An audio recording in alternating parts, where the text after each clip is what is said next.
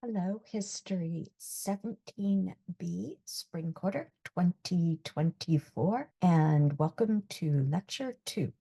My very first quarter studying history. This that you see on the slide was my basic reading list, basic. At the time, it seemed like a lot to get through in 10 weeks. From my perspective now, it doesn't seem quite so bad. That's because I have a basic scaffolding of knowledge that it took me time to build up. I could pretty much look at the titles and immediately know enough about the topic to see where each book fits in. But that absolutely was not the case when I started. I am also the sort of person who feels it is somehow cheating not to read every single word and remember every single detail. After all, that was what I was taught, so that you don't need to go through quite as much misery as you confront a history course. I have lecture 2 here, Tricks of the Trade, How to Approach a History Class, and Why. I start from a basic premise that a stressed mind is not a mind fully receptive to learning. There are some people who thrive on stress, but most of academia already caters to that approach. So if you want something like that, there are other places to go. For the rest of us, I cannot get rid of the stress in our lives, but I can help most of you manage much of the stress of history classes, not only my own, which I know has a reputation for being not as effortful, perhaps. I will give you 5 major pieces of advice for before you even start. We'll look at how to actually achieve these in a moment. Number 1, do not get stuck in the details. We all do it, particularly if material is new to us and we do not already have a framework of knowledge. Start by acknowledging how familiar or not you are with the material and adjust your expectations of what you want to get from things like a reading or a lecture. If you get more than you first expected, you're likely to be pleased for good reason. If you expect to master absolutely everything we cover by June, you are likely to be disappointed. Number 2, resign yourself to not being able to read every single word or learn every single detail. This goes for any level of study of history. Very few people in history can actually read everything that they would like to as completely as they would like to. The more you know about a time, place, and historical question, the more quickly you could get through any given source. But the more you know, the more sources you want or need to get through, and the more you realize what you don't know. Number 3, approach everything in history, readings, lectures, writing assignments, from the surface or the biggest parts, and then work your way through levels toward the details. This is basically a way for me to say, give yourself a break and don't try to take a ton on board if you haven't learned the context yet. Focus on figuring out the context first, maybe only for some material. And because we're all different and we all have different backgrounds in American history coming into the class, then that starting place may be different for everyone. And there's nothing wrong with that. It's just reality. Number 4, don't feel like you have to enjoy every lecture or any lecture or reading to enjoy history as a discipline. You will dig deeper into some topics than others, and that is okay. You are an individual with your own interests, your own experiences, and your own perspectives. Don't assume that if your perspective differs from your instructors, that you have to keep quiet about it. I suppose I would prefer that you don't stand up in the middle of a live lecture time and shout at me that I am an idiot, but you can certainly talk to me if you think that I'm off base. Students are not the only ones who learn in a class. Just don't shout insults, please. Now to the actual how-tos for reading history. How you read something will depend on what type of source you are looking at. The first document in the term project explains what these sources are, or what these types of sources are, but I will also go through them here. A primary source is something produced at the time the historian is studying. Primary sources are often text or writing based, court records, diaries, land deeds, household accounts, but not always. For example, photographs can be a primary source, as long as they were produced at the time the historian is studying. Secondary sources are scholarly works that researchers have done before. In other words, secondary sources provide the insights and data that earlier historians have already created on what you are studying. A tertiary source is a synthesis of secondary source material. These may be textbooks, state-of-the-field articles, or introductions to a primary source. Know that not everyone uses the tertiary source designation. I'm giving you this designation because you are going to be allowed to use tertiary sources for parts of your term project, and this is an easy way to identify them. I'm recommending that you use American Yacht as a textbook for the class. It's free, it's written by academics, it's fairly reliable, although as with any general source, you will not get a lot in terms of detail or nuance. The other type of tertiary material you are likely to come across in this class will be when you look for your primary sources. You need to indicate where you found them and cite any support or explanatory material you use in your report. For tertiary material, your approach to tertiary material, look for the information that you need. You will not want to read everything probably. So don't feel like you have to start at the beginning of a textbook or a textbook chapter and read every single word. Look through it to find what you're looking for. Most of your reading for both class generally and for your project will be either primary or secondary. The first step is to figure out whether you have a primary or a secondary source or something of both. A primary source is something produced at the time the historian is studying. Primary sources are often text or writing based, court records, diaries, telegrams, policy papers, but not always. For example, as I said before, photographs can be a primary source. And as another example that I didn't say before, the Nixon audio tapes are also a primary source, as long as they were produced at the time the historian is studying. Secondary sources are scholarly works produced by researchers. In other words, secondary sources provide the insights and data that earlier historians have created, so that we don't have to reinvent the wheel all the time. We can build on our historical knowledge and thoughts. When you want to figure out whether you have a primary source or secondary source, start by asking yourself a list of questions. What type of thing are you looking at? When was it made? Clearly, this is critical to know to decide whether it's primary or secondary. Where did you find that source? The answer could be on a Canvas course site. Where you found something will be important to assessing whether your source was genuinely made when it purports to have been made. There are a lot of really good spoofs, generously, and fakes, not so generously, available online now. And finally, ask yourself about your source. Why are you looking at it? And the answer to this could very well be because it was assigned to me. We will look at two books so that you can see how to decide whether each is a primary or secondary source. The particular copy of the book here, Incidents in the Life of a Slave Girl, is recent, but the text was originally published in 1861, long enough ago that you should start thinking primary source immediately. When you find out who the author was and why they wrote the book, you know this is a primary source. The author is not a recent scholar, and the book presents the story of the writer's life and a critique of slavery. This book is loaded with information, but it was not written for the purpose of conveying the results of scholarly analysis. Primary sources are the materials that historians analyze. You will be learning how to tackle primary sources with your project and with other reading with your TAs throughout the quarter.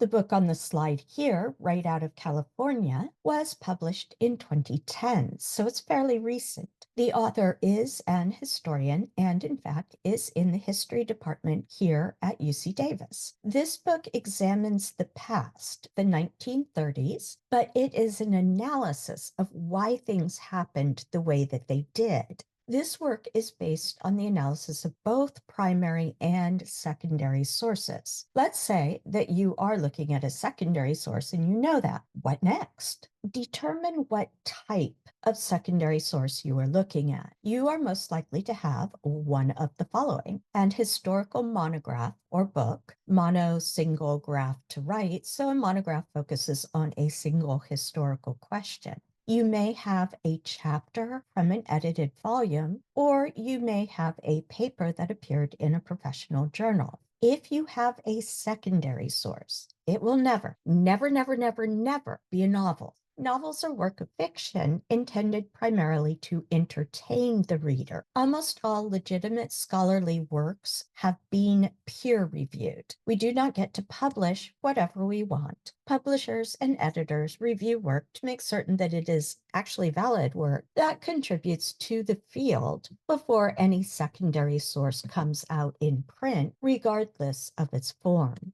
Be aware, there are things that are not secondary sources, but that can fool you. These include articles in popular magazines, newspapers, and websites. Your approach and expectations will be different for these than for scholarly historical sources. We will talk about how to use these types of sources another time, maybe. Now, if these were produced around 20 or more years ago, some of them could be primary sources for the time period covered in this class. Assuming that you do have a bona fide secondary source, what do you do next? Remember, you are an honorary historian as long as you are in this class, and historians cannot read everything we need, much less everything we want to read. I think that the image on the slide here was probably taken in a bookstore, but it really could easily be my home. Historians know that other historians cannot read everything all the time.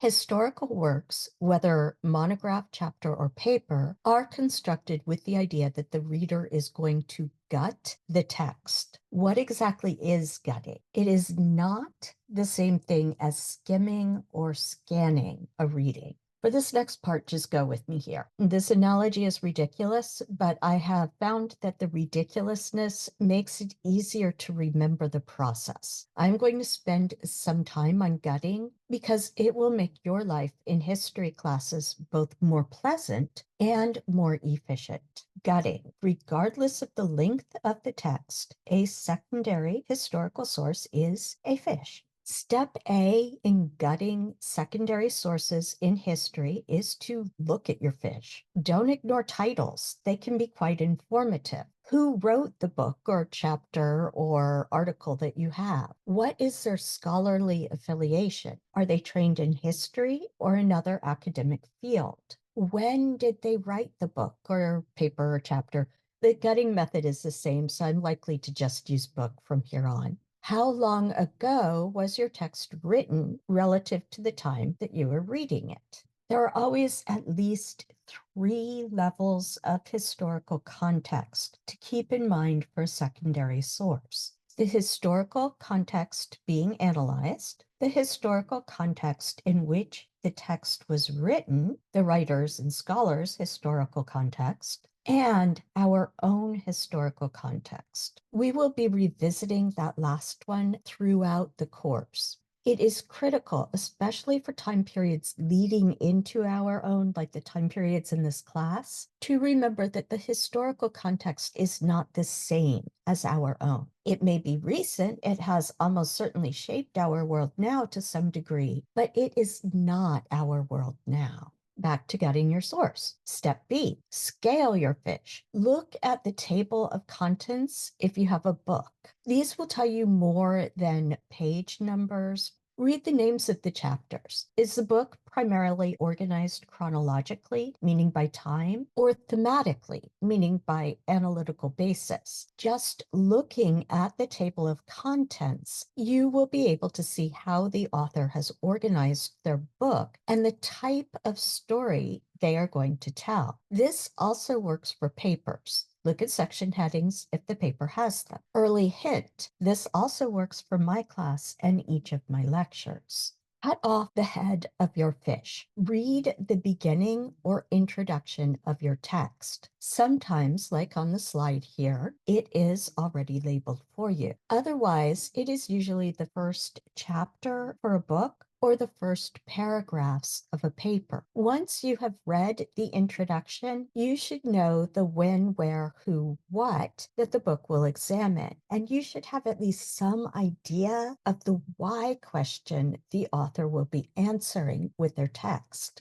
Do not just move back through your fish from the head end, and don't read your history text in order from the introduction through the rest of the book. Instead, cut off the tail, meaning read the conclusion of the book. Sometimes it's nicely labeled, like in the example on the slide, and sometimes you have to figure it out. It's the last paragraph or two or three of a paper or short book, and the last chapter of text in most books. By the time you finish the conclusion, you should know the why question the author has answered in the book and what their answer is. In other words, the big argument that the author is making. The argument is the entire point of historical writing. The story told and the sources cited are the evidence and experimental results to historians. An argument is not an opinion. An argument is not just what the historian thinks about a topic. That might be a starting hypothesis. But in history, the argument represents the conclusions that an historian has drawn based on close study of their available data.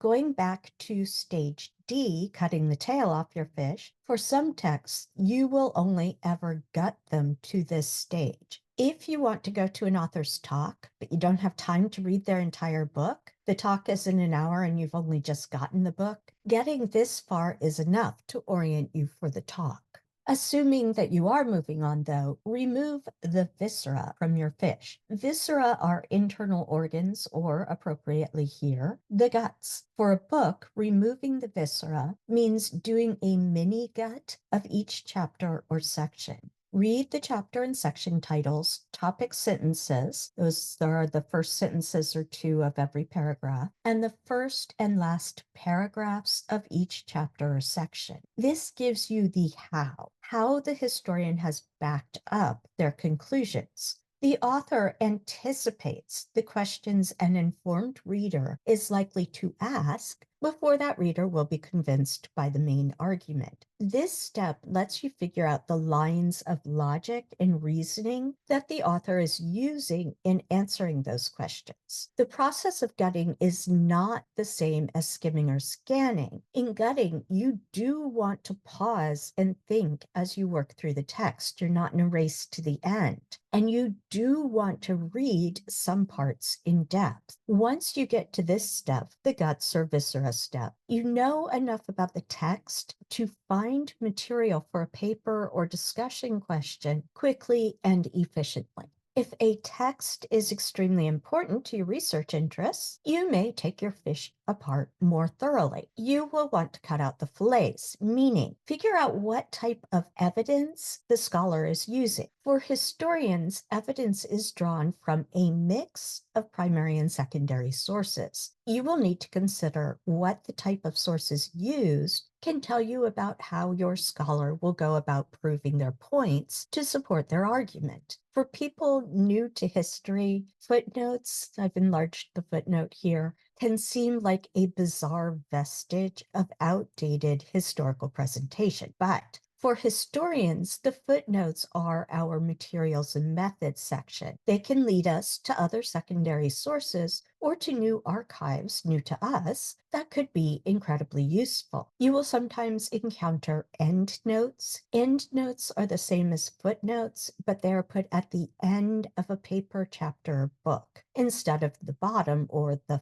foot of the page. Historians use a format generally called Chicago Manual of Style, and this is different to MLA, say, or something that you've encountered before. And because of this, I have you experimenting with Chicago Manual of Style one time on the very first part of your term paper project. At this point, decide whether you want to cook and eat any part of the fish. This means that you decide if you want to read a text or any part of it closely. This is a personal calculation that you will make at any time based on your own interest, reason for reading, time, and energy. You can always freeze some or all of the fish to eat later. In other words, you remember enough about the book to know when it will be useful to you and keep it or notes on it where you can find it or them when you want them.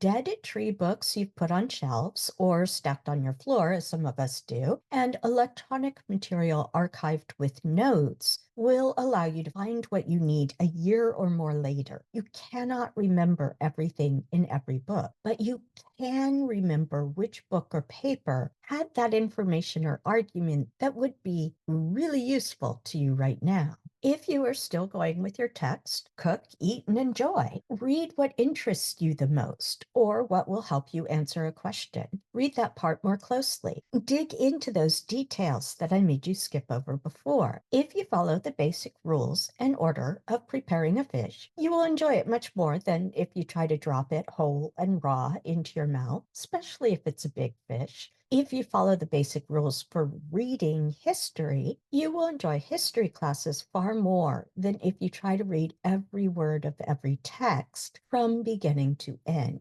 The key idea here is that historians expect other historians to gut their work, so they organize their writing in order to facilitate gutting. You will be learning what that means for you as a writer when you get to the stages of your term project, especially if you decide to do an analytical essay. Helpful hint, history lectures and courses are also constructed for gutting. If you look over my list of lectures, even though it's tentative and open to changing some, you will have a general understanding of where I am going with this class and how I will get there. For each lecture video, I will give you an outline towards the beginning and key points at the end. It is okay to use these like chapter headings and the concluding section in a book. Just don't try to work with only the outlines and the key points of my lectures. You will need at least some of my substance to get through the class. One more word of advice. I am the historian author for this class. Keep in mind always your own historical context and the historical context of your historian. Here, that would be me. Think about their motivations and perspective at every step. Sometimes I hear that any presentation, whether it's from me or from someone else, is biased. And my answer is yes, it is. Because we as humans are a filter, and we've learned many, many things, both about history and about other aspects of life. And we live in the time and place and context in which we live. So what we choose to say is filtered through that. And there's a certain place between conclusions that we draw from everything, conclusions of others that we share, and conclusions of others that we may differ on based on the evidence we've taken in. You don't need to agree with me or anyone else. And if you do agree with me, you still want to ask some of these questions. Why? Why is my instructor giving me this particular example? Why have they chosen this particular topic? Why have they given me this reading? What point is the instructor trying to make? What does this tell me about the historical arc of the course? And finally, it's your class too. So what do I or you personally get out of this material? You will start practicing gutting and organizing material that way in your mind for the first stage of your term project.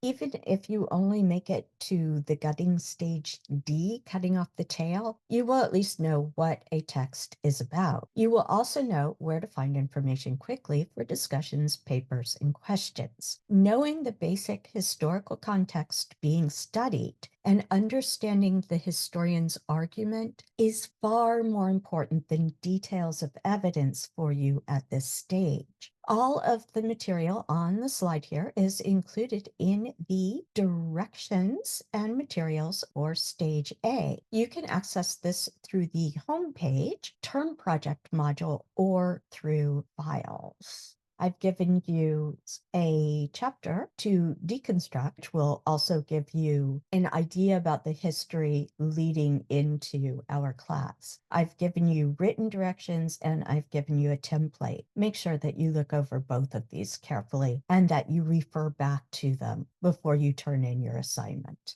Your term project will be an exercise in communicating history that you discover yourself.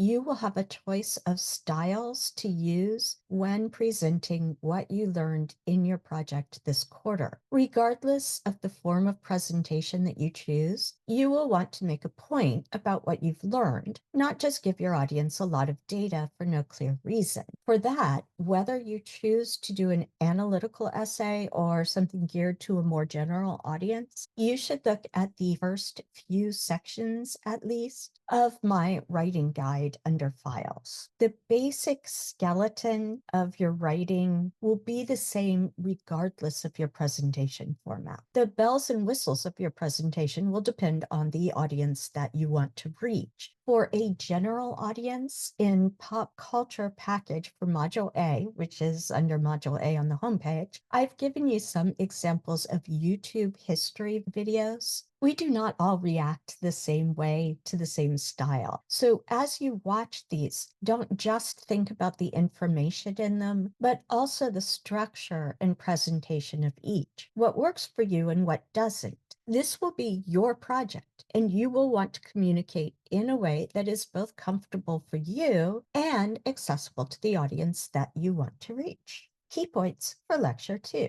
Don't get stuck on details. Make certain that you have a big picture scaffolding before you start trying to fit details into it. Know how to distinguish between a primary source, one created in the past during the period that you are interested in, and a secondary source, an analysis of something from the past done by a scholar. Know how to gut a secondary source so that you understand the analysis and big point presented by the author. And don't get stuck in unfamiliar or familiar, as the case may be, details. This is not cheating. It is an efficient and effective way of approaching readings. Historians expect you to gut their work. Understanding the guttable format will help you with reading, taking notes on lectures, and doing well on your own writing assignments in most history classes. When communicating history, you generally have an overarching point that you want to get across to your audience. That is your argument. The nature of that point and the way that you present it will depend on the audience that you are trying to reach. Start thinking about what interests you that you might want to focus on for your term project, what sort of audience you want to reach, and how you want to share what you learn. The coda is quite simple here. This is a fish made of pennies. I don't know how you would gut it, but there it is. And finally, your backdrop for this lecture has been a washed out detail from this silk afternoon dress dating to 1865, right at the beginning of our class.